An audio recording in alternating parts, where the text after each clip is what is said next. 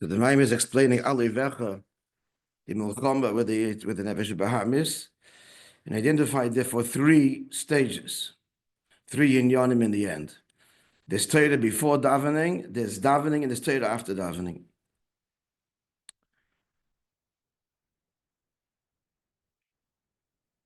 And that's therefore the Rishus. The Rishus is the Milchama in the way of Torah. That's the essence of it.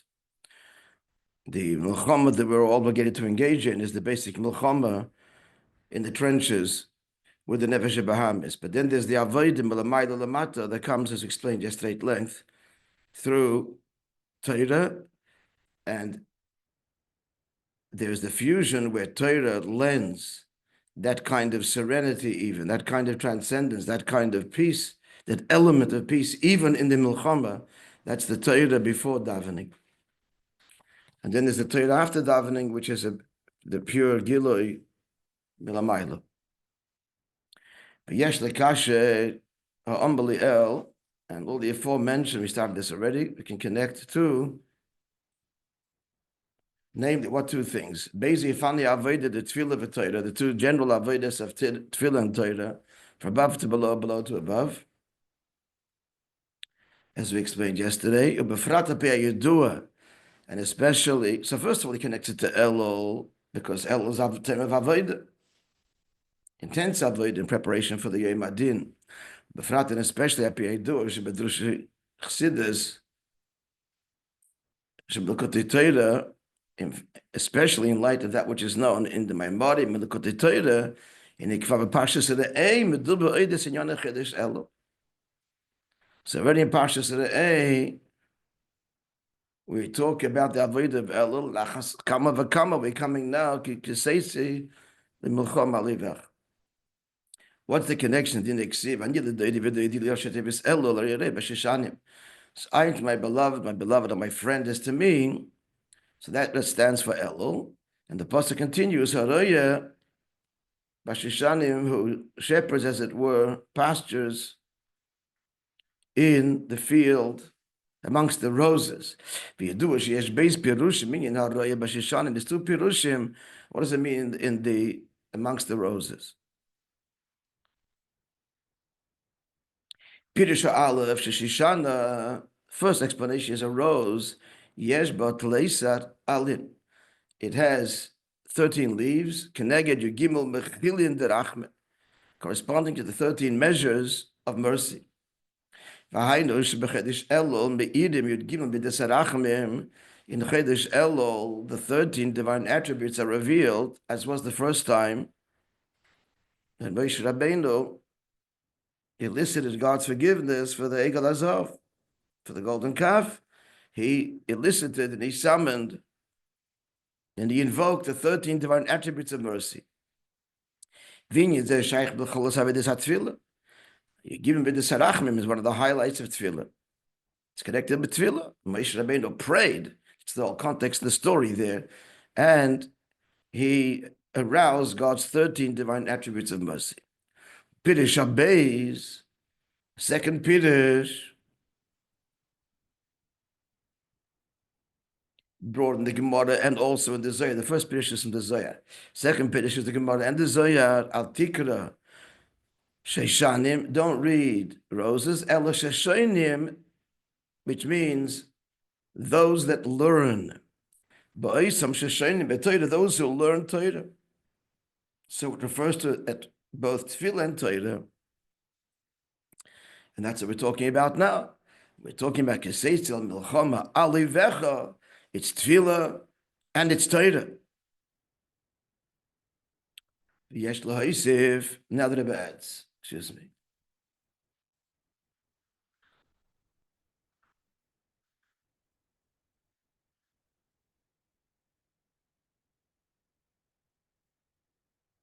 Should be in Yidis Galus Midis Arachamim, the Rebbe adds, in this inyan of the revelation of the 13 divine attributes of mercy, which is Pirush Aleph B'Rei B'Sheshan, the first explanation from the Zohar, so we note that Yesh Hefresh Godel Ben Yis Galus Yud Gimel Midis Arachamim. Shebechodesh Elul, it's not one uniform revelation. There's a different revelation in the month of Elul. These galus should give me this rachmashim Kippurim to the revelation that happens on Yom Kippur, which is much loftier. Look, one of the distinctions is as follows: she's galus should give me this rachmashim Kippurim, that the revelation of the Yud Gimel Midas on Yom Kippur, or ikir inyan doidili, that's God's response, my beloved to me, shebola achrei havodah daniel doidi. That comes after the avodah of Anila Doidi, which is the avodah of Elul, and even Rosh Hashanah, all the way to Yom Kippur. Vilis Galus, you'd give him Midas Racham Shebechedesh Elul. So the primary revelation is Taka Yom Kippur. So what about the 13 divine attributes in the month of Elul? That's an empowerment to arouse the avodah of Anila Doidi, and then to summon the Yud Gimel Midas again on a much deeper level. Tahainu, in Elul, it's B'chinas as Rusa de Leila Shemeiredes as Rusa de Tata. In Elul, this revelation arouses our avodah. It doesn't affect the cleansing and doesn't forge the new connection, but it does give us the critical ability to do so. So that mirrors what we're talking about in this Maimed. So altogether, they give me the Sarachim. Sorry. Yeah, in Elul, that's like Torah, which comes from above to below. God's arousing us. As I said before, the Sachem and Shamayim. Heavenly bread. The Nimtza, so it comes out, Shegam Inyan his Galus, Yud Gimel Midas Racham Shebechedesh Elul, Sheshaychli and Atfilah, that even the 13 divine attributes of Elul, which is the Ikar Avodas and Yelad, that's below to, but that's Tefillah. Nonetheless, Sheshaych Gam Yin Torah, it's connected also to Torah. It's the Sheshonim B'Halachos, and that's the empowerment, that's the inspiration, that's the Chassidus before davening. So the Avodah is greater because of the empowerment that comes through the Gimel Midas / Torah that precedes the Avodah Satfilah. And then comes the Gimel Midas Sarachamim on Yom Kippur, an entirely different level. That's like the Luchas Shnias. That's a revelation of Torah, but a much higher level than the empowerment that is in the month of Elul. That's actual forgiveness, the Luchas Shnias, and the Kapara, and the Gewalt of Yom Kippur, and the Eilah. Clear? Yes, we understand how everything dovetails and accords, everything explained in his Gimel is now expressed in his Daled in the Avodah of Chedesh Elul.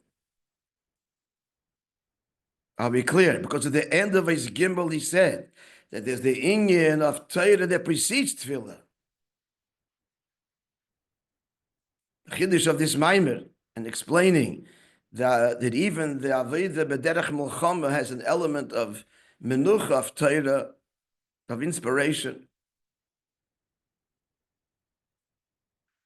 So that is what he's explaining now. That the Gimel Midas Harachmim primarily is Taka Yom Kippur. That's later.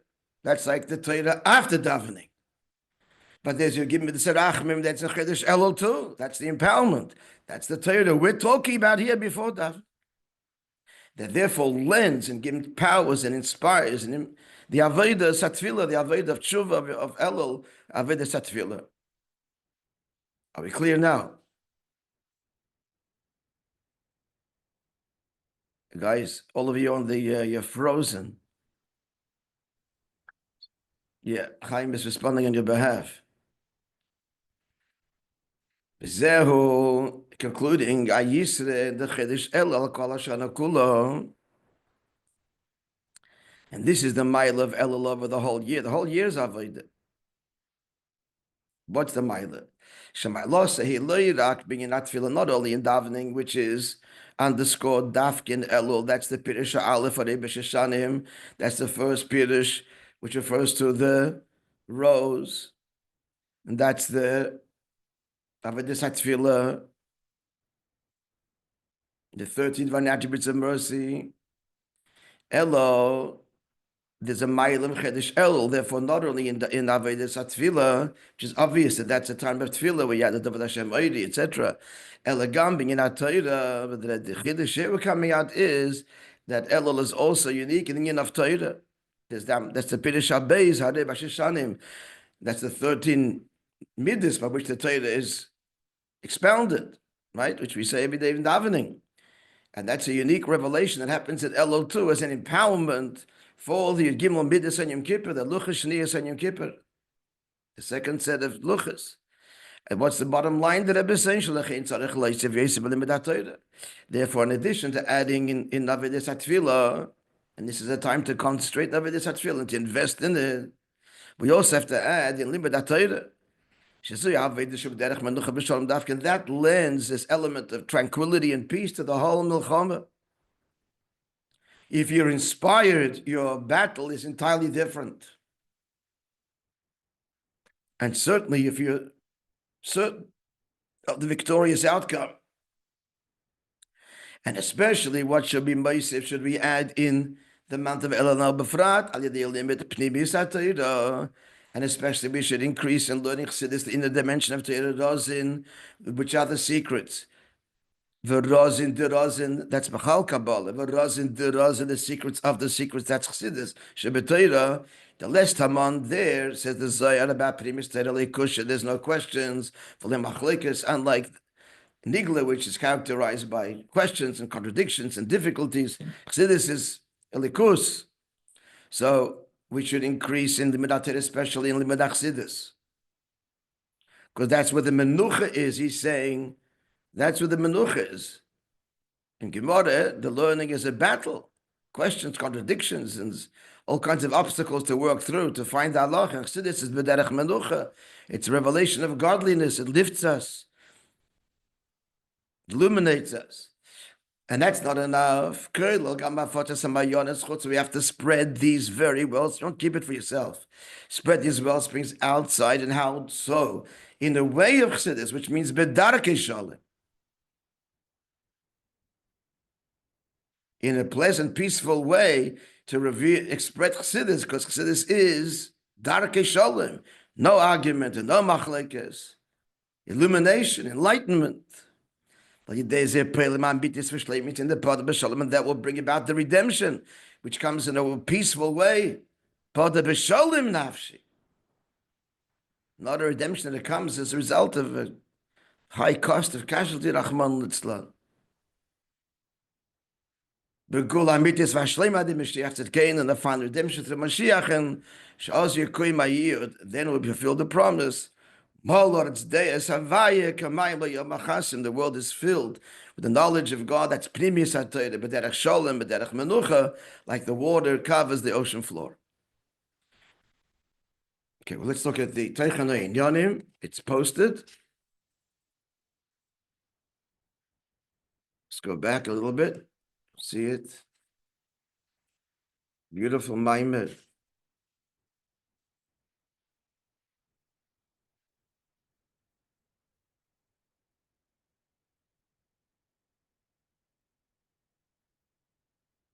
Excuse me.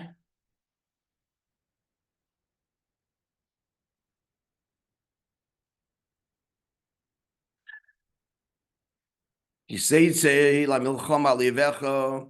When you go out to war over your enemy. So I'm just saying the English. This refers to the milchama of davening. As the Zohar says, Shas Loisa, Shas Karova, the time of davening is a time of battle. So what's the message here? Al oivecha, over your enemy. How do you vanquish Nefesh Bahamis? Because you think into its core, and that is at its source. It comes from the Pnei Shor, Pnei Aryeh. So he's not your enemy. He wants to be subdued because his source is Kedusha. And that's an entirely different battle when you know your enemy wants, is only externally putting up a fight. But Bemis, he wants to be connected to the Eibush, even Nefesh Bahamis. That's a different battle and a different outcome. It's Alivecha. That's how a Jew has to fight his Nefesh Bahamis. And the question was, that's an obligation. So how does that square with the fact that Rashi explains that we're not talking about an obligatory war, but a optional war? The answer is because in this obligatory war, which is davening, that's the beginning. That's how it starts. That's the foundation. But then there is the possibility, and that's the optional. The Maimon is telling us, take it. For a higher avodah, not in a way of war, but a way of peace and tranquility. And that is a birur that happens through learning Torah, which comes from above to below. That's heavenly bread. As opposed to earthly bread that we have to toil for and make on our own. And that affects part of B'Shalom Nashi. As explained yesterday, if a person is immersed in Chassidus, then sin becomes embarrassing. It's not a battle, it's embarrassing. Es passt nicht.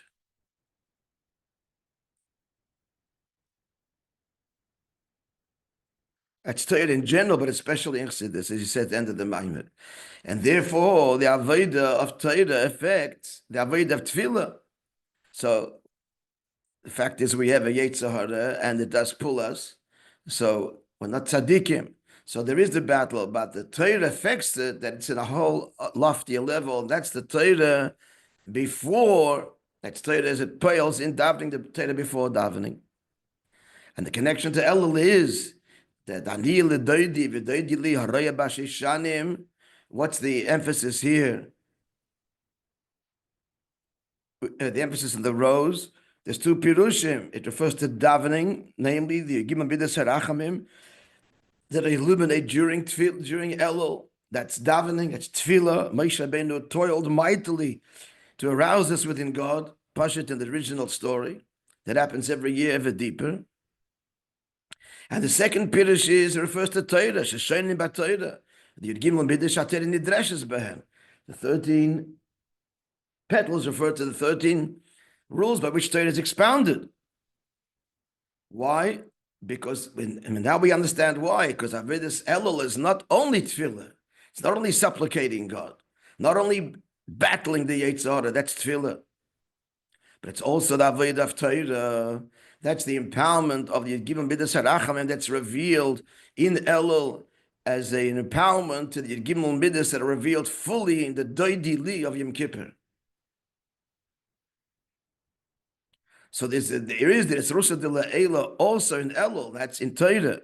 And therefore, how is it manifested in adding in the Medat Torah, which is L'mayla Lamata, in Nigla, and especially in Chassidus, because that lends that peaceful and serene victory.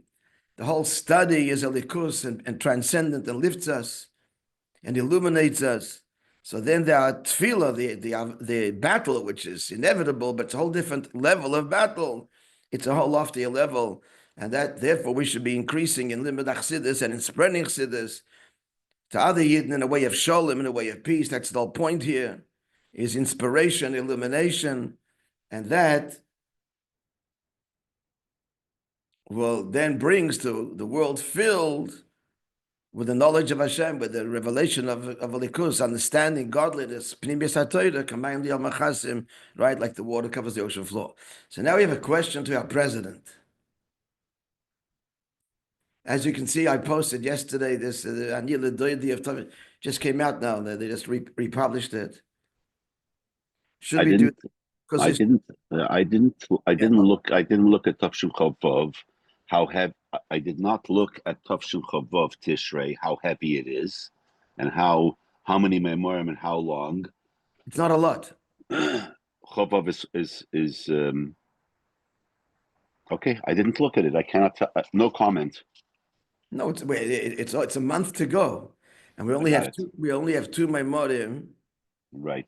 Till Rosh Hashanah. I think we should learn Anila Doidi Mem Aleph, and then we'll continue Vaikisov, not in Mitzvahim. That should take. There is a Mugadik Anila Doidi. We learned Chavav together, but there's another one. There's several Mugadik ones. Several. We learned them. Yeah. We have learned them in the past.